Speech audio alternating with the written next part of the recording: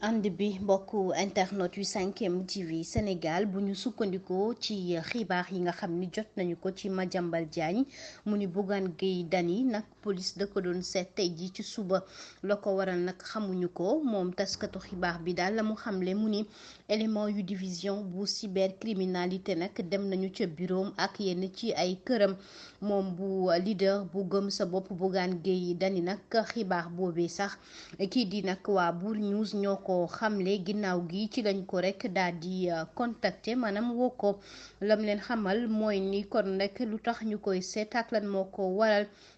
ndax gis na ni kon boobook léegi ñoo ngi koy daal di wax rek tax na mu ni ak lu mu mën ci doon rek moom dana rek daal di dem ca bureau ngir ñu fekk ko fa wax ko rek lan lañ koy doyee jamono jooje sax Bougane Gueye Dany kon mi ngi amal rek ab live ca Facebook am ñeel kon leeral jëm nag ci li nga xam ni rek moom la koy police di ko wëree ci suba ak léegi. njiitu Afrikajom Center di Alioune Tine ñaawlu na jàpp bi nga xam ni jàpp nañu ko chroniqueur bu Sen TV bi di Kader Dia mi nga xam ni jamono ji kon ñuy waxee ak yéen ngeen di teewlu ma ngi ca division des investigations bu cybercriminalité moom Kader Dia taskatu xibaar la ca Sen TV daal di nañu koy jàpp rek kon yóbbu ko kaso ñeel kon